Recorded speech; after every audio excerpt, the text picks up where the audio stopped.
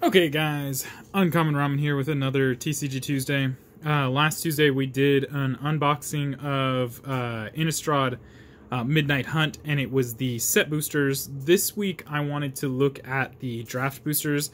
If you recall, if you watched the last video, I was pretty disappointed with the reseeding of how they did their booster packs, and how the value seems to have been stripped from the set boosters pretty much completely. So we're going to take a look at a draft booster box and see how the yield is on that.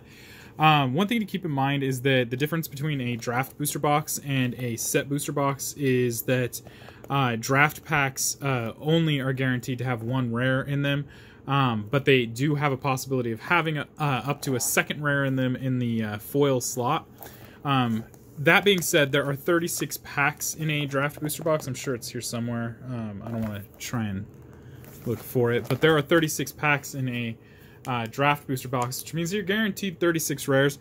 And then on top of that, you get about I would say 1 to 3 foil rares in there in typical cases. So you're going to see about anywhere from 37 to 39, maybe 40 rares in a draft booster box, and you used to typically see around 40 to 44 in a set booster box, which is what gave it its extra value, considering that it only had 30 packs in it. So let's see what we can pull from here. A couple other things we're gonna not see really in here is it's gonna be a lot less of the alternative frames in here, as well as there are going to be less full arts or alternative arts in the rare slot for a box like this. But other than that, it's typically the same. So we're just going to pop into these packs. We got a bunch of really cool art here for, I think, what is it, running 6 now? Or is he running 7? I'm not really sure. I'll try to keep track of the bigger hits here, but I'm not really, I didn't really check the marketplace on that. So we'll just jump into it. I'm not going to go through the commons and uncommons on these because it would make the video too long. So we're just going to jump. Oh, they put this at the front? What? That's weird. Does that mean the rare is in the front? Oh, it does. Interesting. Okay, so that makes it kind of easy. We've got our tokens, our spot gloss land, which is great, and then we have our rare. And, you know, right off the bat, I pulled a full art land, and like I said, land is probably the only thing in Magic the Gathering that tends to hold great deals of value. Obviously, things that don't get reprinted for great deals of time that have huge commander value also tend to go up in price or keep their value. But it's pretty consistent across the board that lands tend to keep their value. So a full art Haunted Ridge, not a bad pull. And then let me just make sure. Yeah, so the rest of that's common and uncommon. So it looks like the rares are at the front, which is going to make this video really easy. As we jump through the packs here, we got our token here, we got our spot gloss land, and right behind that, we have Croaking Counterpart. An interesting card. I don't like the fact that it's sorcery speed, but what are you going to do? It does have flashback. It's not terrible. It's not great either. Some alternative frame there. We'll just run through these really quick to make sure I get all the alternative frames out.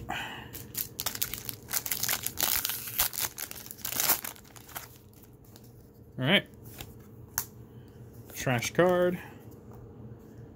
Spot gloss. And our Suspicious Stowaway. I think this is the only blue werewolf. Set for blue-green. He is only a 2/1, but he is unblockable. I don't know how viable that is in blue-green. My guess is, unless you're doing a tempo or a aggro deck, he's probably not going to see himself in that deck. Spot Gloss Plains, followed by Willowgeist. This is going to be my 4th Willowgeist. I'm actually kind of happy about that. I didn't want to buy these as singles, although I don't think they're that expensive. Really great card. I want to see him in more decks. It'd be very interesting to see that.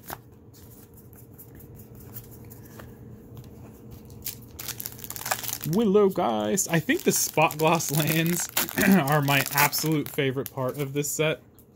And I don't know if that's sad or just kind of a typical thing. Our foil slot is uncommon.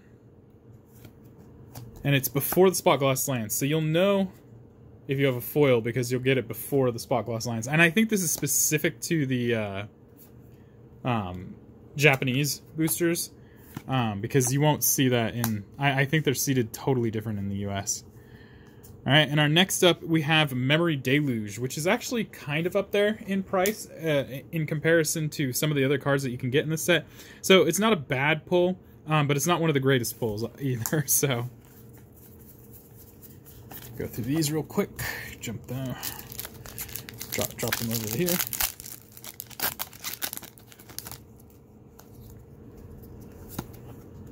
Okay, we got our Night and Day Tracker. No foil. Spot Gloss Island, followed by Enduring Angel. Not a bad pull. So this is our Mythic. I think that's the first one we pulled so far. So we're 6 packs in. First Mythic, Enduring Angel.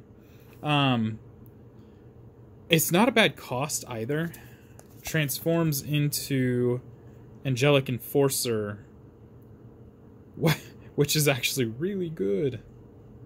Each equal to your life. Oof. W. Not a bad card. It's not bad. For 5 in white aggressive decks, even black-white aggressive decks, this could be a very viable card.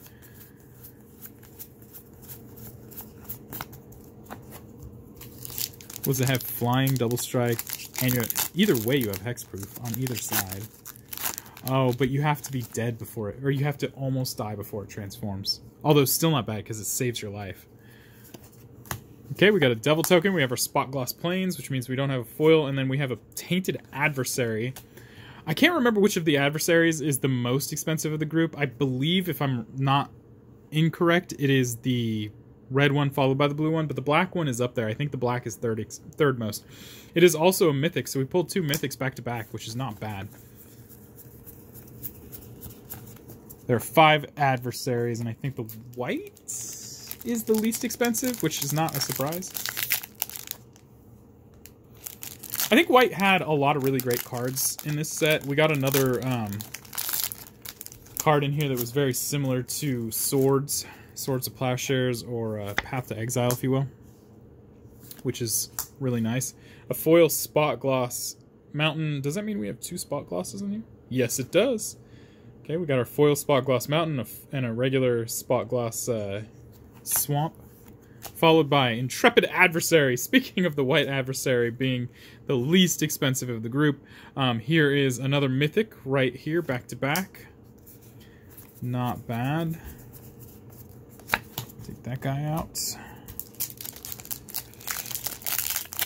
I don't know what my favorite card here... I would say my favorite card has to be Tovolar, because I built a red-green werewolves, and Tovolar kind of really maybe doesn't fix the problem, but definitely gets in there. So our foil is a Reckless Stormseeker, and this is what I was talking about.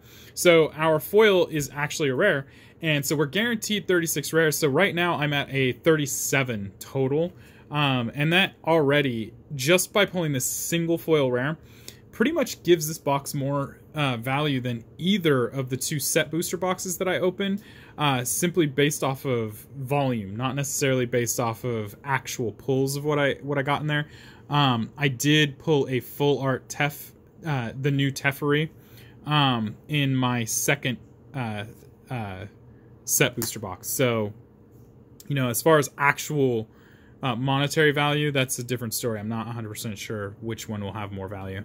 We got our Spot Gloss Forest, followed by Curse of Surveillance, which is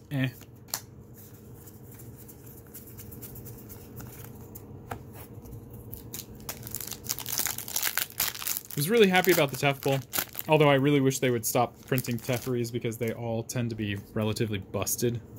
We'll see how this one goes. Got a Spot Gloss Plains here, followed by Champion of the Perished.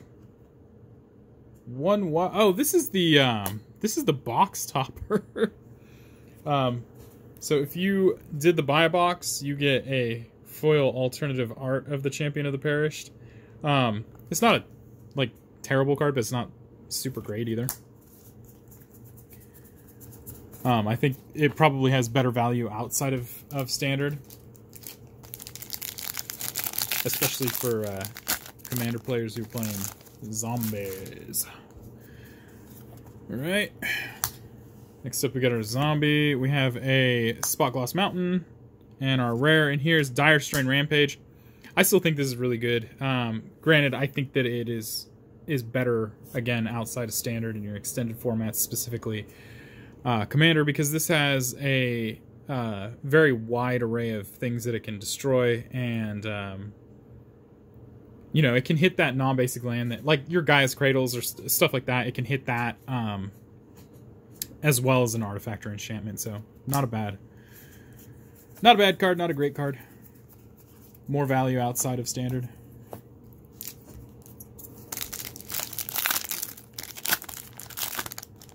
Put that aside, put that aside. We've got a Spot Gloss Mountain, followed by Ludwig Necrogenius, who turns into Olog, Ludwig's Hubris, which, I mean, he's kind of scary. But again, not a super hit there. Tovolar is probably the biggest hit that you can pull out of these boosters, as well as that new dragon. I want to say Regent, but likely I'm wrong on that. Ooh, nice! So we got a Spot Gloss Slogurk the Overslime, which I'm sure is at least in the $5 or over range. So the Spot Glosses definitely take up the rare slot, which I'm not going to complain about. I mean, that's still pretty pull. You can see around the edges of the border, the shiny, and the art is just, I mean, the black and white art was a really smart idea. It just looks clean. Sorry about hitting the camera there. Pull that off. We got a zombie. Our foil in here is Howl of the Hunt, just a common. Got a Spot Gloss Swamp, and our rare is Spectral Adversary. This is the only adversary I didn't pull. So now I have one. Definitely up there. I think this is, it's either the first or second most expensive of the group. And it definitely is over $5 if I remember correctly. So, not bad pull. I'll definitely take it. And then the rest of this is just commons and uncommons. I'll try to pull these out of the packs off the camera so I stop bumping it. Right. Spot Gloss Island, followed by Geist Flame Reservoir. Whether it's good or not, I don't know. It's just kind of an thing to me. I really was, I might be incorrect here, but I was under the impression that we were supposed to rotate in Standard when this set came out, but now I'm starting to wonder, because they are doing this special double set thing where we have the Midnight Hunt and the Blood Vow, if we're not rotating until after Blood Vow releases, in which case I don't think that Midnight Hunt had the right amount of power in it to take out Sultai Ultimatum, and I'd really like to see that rotate, despite the fact that I play it, because it's just time for a new fresh set of things. Our foil here is Startle, and we got a Spot Gloss Mountain, followed by a Triskaidekaphile. Triskaidekaphile. Yeah. Right. This has a lot of great possibilities outside of standard, and actually, if I remember correctly, is above $5. So it's not a... I'll take it. It's good. No! Pile's falling over there. These cards are slippery. Okay. Got a wolf token. This is probably one of my favorite looking wolf tokens. But I'm a dog person, what can I say? Spot Gloss Island, followed by Old Stick Fingers. Old Stick Fingers. Yeah, don't know much about that guy. Not that I was spending so much time looking at the werewolf stuff when this came out, but I definitely spent a lot of time looking at the red-green stuff and kind of neglected looking at a lot of this other stuff.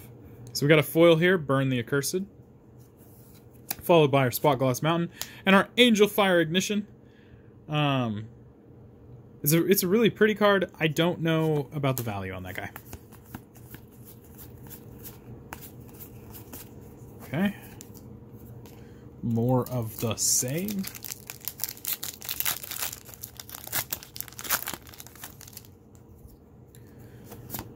Drop that over here. Our foil in this one is Timberland Guide, Spot Gloss Swamp, and a Shipwreck Marsh. Very, very nice. These new lands, I do believe all of them are over $5. Just because they are probably, out of the Checkland cycles, the best as far as flexibility. Obviously, things like your shock lands, and some of the, like, just downright dual lands. Even in my opinion, the pathways are better, but you know, as far as versatility in check lands, absolutely the best. Adeline, Resplendent Cathar is our foil slot, and again, so we just went from having a guaranteed 37 because we pulled a foil rare. Now we're at 38, and it's just, in my opinion, greater value. We also have Gissa, Glorious Resurrector, specifically in her alternative border and artwork with the spot gloss. And this is definitely one of the more expensive cards in this set. So there's definitely a good amount of value right there as well. Not a disappointing pack at all.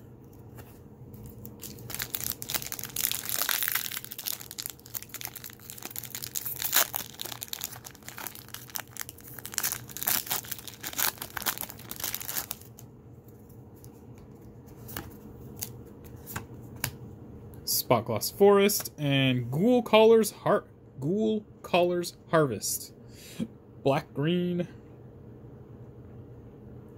X 2/2 zombie creature tokens with Decayed, where X is half the number of creature cards in the graveyard rounded up. This is going to have a lot more value outside of standard, although I'm sure that there's some busted ways to use that in standard.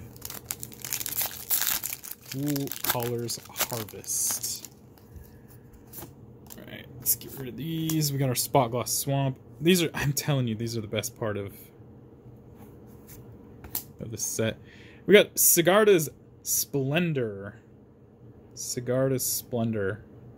There is a, I don't know if it came in a commander deck, but there is a new white board wipe that gets cheaper with the number of creatures on the field. So it can get to the point where it only costs 2 white and it wipes the board, which makes it better than Doomscar, ironically, although Doomscar is more versatile. We got Plains, followed by a Graveyard Trespasser. This is another werewolf. Turns into Graveyard Glutton. So we got ourselves a black werewolf, which they didn't have any of in the first couple of Innistrad sets, which makes no sense.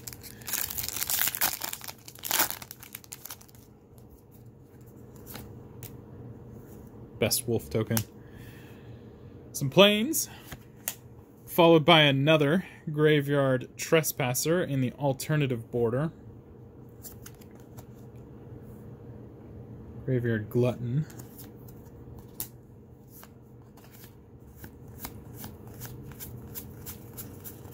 Okay.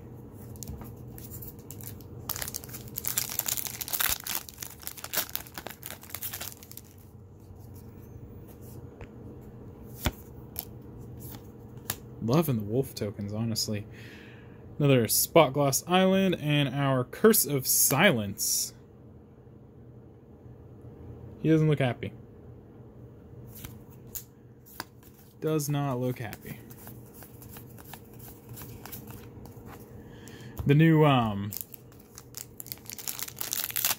was a Joyful Tormentor lady, who deals with curses. I'm definitely making a curse commander deck. Our foil slot, we have a Tavern Ruffian. Just because, honestly, I think that is the funniest thing. We have a Deserted Beach, which I will take. Honestly, if I was to do the math, I'm pretty sure I'm getting better value out of this than I did out of my set booster box. And that's including alternative frames.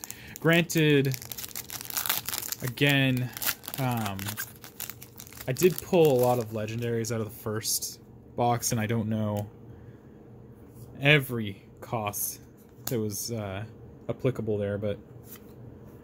Ooh, another Celestis. I pulled this in my first box, and honestly, if you're running a werewolf deck of any kind, this is practically a must-have.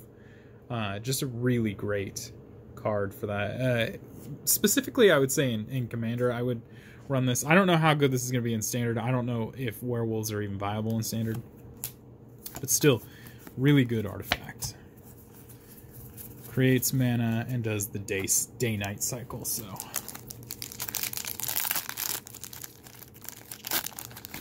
Can't complain about that. Okay, we got Vadrik. Astral Archmage. I'm pretty sure he's in the $5 and over range, or very close. Most of the major legendaries were in that range.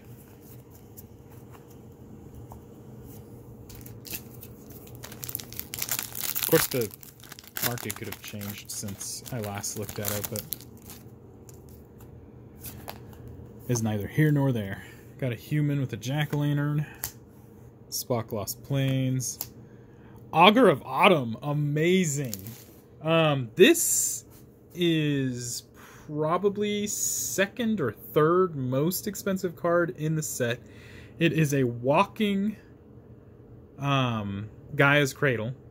So it's still very susceptible to spot removal.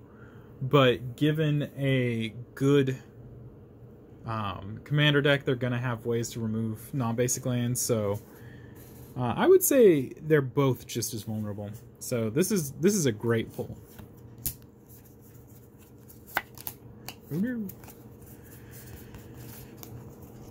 Augur of Autumn. And you can look at the top card of your deck. It puts Oracle of Moldiah almost to shame. Does it say you can play lands from the top of your deck? Yeah. It almost kind of makes Oracle of Moldiah a little bit of a jealous. Alright, we have Curse of Shaken Faith. Which I think, these curses, I don't know what they're going to look like in Standard. I just know that for Commander with the new Tormentor Commander, that these are going to be interesting. Maybe not competitive, but definitely interesting in some sense. Fun, you could say. Very much like running squirrels for the sake of running squirrels.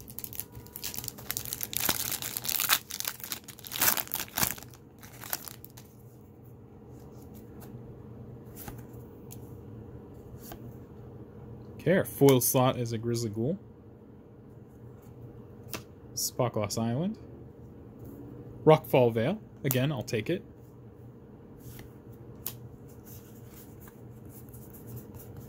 No alts.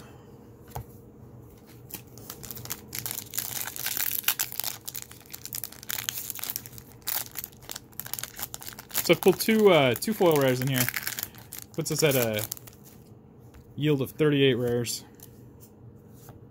so far. Vanquish the Horde. That was the card that I was talking about. Okay, this cost 1 less to cast for each creature on the battlefield, and it destroys all creatures. So potentially, if you had 3 creatures and your opponent had 3 creatures, this guy is going to cost 2 white. Now, obviously, the board wipes you want to have more in your favor, so the more creatures your opponent has, the better, which is kind of where Doomscar has its versatility, in the fact that you can play it Foretold and then cast it for 1 and 2 white. But this particular card can be cast for a total of 2 white if there's at least 6 creatures on the field. And when we're talking about Standard, that is definitely highly possible. But outside of Standard, that is easily a reality. So for 2 white, it is probably the best board wipe in the game. With right next to Doomscar. I couldn't tell you which one I would rank first, but both of them are just absolutely incredible. So Vanquish the Horde. Very nice. And also you can see right there that it's not a commander rare. It's definitely standard legal, which is scary to say the least.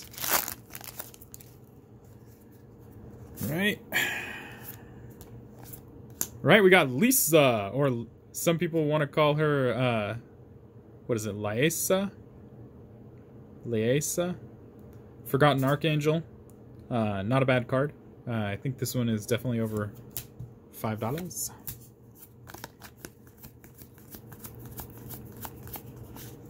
And 2 alternative borders in that one.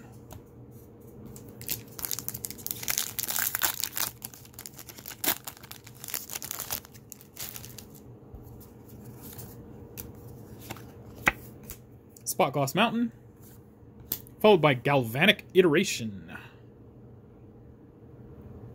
Copy the spell. You may choose new targets for the copy. This is especially considering that it's Izzet Colors and, or I mean, yeah, it's Izzet Colors, and we still have Goldspan Dragon, and it's definitely going to be legal through the lifetime of this set.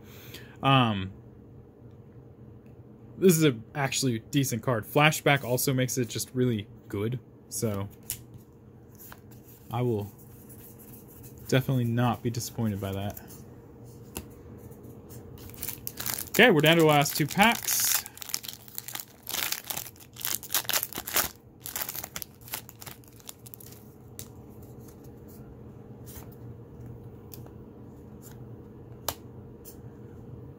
A foil common. And our rare in this slot is Brutal Cathar. Turns into Moonrage Brute. So, let's see here. When this creature enters the battlefield, transform into Brutal Cathar, or transforms into Brutal Cathar. Exile target creature an opponent controls until this creature leaves the battlefield. Incredible. First strike ward, pay 3 life, which also incredible. So that's a pay 3 life if they're going to target it at all. That's not bad. Like I said, white got some really good cards this set. I don't know if it's going to propel it into a #1 slot, but it's definitely paired with certain colors just absolutely terrifying. Last pack. We've got a zombie, Spotgloss Swamp. So our last rare here is a black one. It is Lord of the Forsaken. This is a card that I think is absolutely disgustingly good. The price tag does not reflect that right now that I'm aware of. If I remember correctly, this is actually still within a $5 range. Could have changed, but I think that this is an incredible card. And if you're not, if it's a black deck that runs within its theme, it would be very interesting to see it not being run. It does have a high casting cost, 6, but I don't know. I think this is a disgustingly good card. All right, that is it. That is the set booster, or this is a draft booster box. That's right. So let's just take a look really quick here. 1, 2, 3, 4, 5, 6, 7, 8, 9, 10, 11, 12, 13, 14, 15, 16, 17, 18, 19, 20, 21, 22, 23, 24, 25, 26, 27, 28, 29, 30, 31, 32, 33, 34, 35, 36, 37, 38. So we got 38. So that is still better than the yield from either of my last two boxes. We got 1,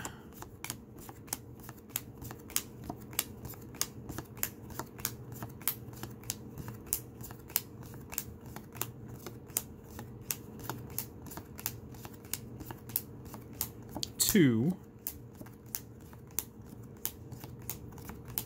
3, 4, 5. We've got 5 mythic rares in here. I definitely am getting about 7 to 8 in the set boosters. But I couldn't complain. You know, 5 mythics, pretty decent in here. We did get quite a few lands too. Again, they hold their value. Let's see, 1, 2, 3, 4. 4 lands in here. Not bad. Yeah, all in all, pretty decent pull. We didn't pull any planeswalkers, but to be honest with you, I wouldn't be surprised if they're short printed. We got Tef, we got Arlen, we got Ren and what, 6? Ren and 6. I think those are the big. I think those are the only ones. There might be a. I don't know for sure, but there might be a Kaya in here. But quite honestly, I'm still much happier with this pull than I definitely was with the pull from the set booster boxes. So all in all, I'm going to say this. This set, Midnight Hunt, the set boosters were definitely not worth it. And if I was to go out and tell you to go pick any sealed product up at all, I would actually steer you in the direction of the draft boosters, because they're just more valuable at this point, in my opinion. All that being said, I also would just steer you right to buying singles, because it's just cheaper in the long run. Instead of getting a whole bunch of trash that you don't need, you might as well just pick up the singles of the cards that you do need. And though up front you're going to spend a little bit more money, in the long run you're spending less money than trying to play the lottery. So if you have any comments or questions, go ahead and leave those below. And if you feel the generosity inside you to support me, I do this in my free time, and the more support I can get, the more content I can bring out to you. You can feel free to hit me on my Patreon page under Uncommon Ramen. And what else? Oh yeah, if you like the video, go ahead and like and subscribe. And until next time, guys, peace.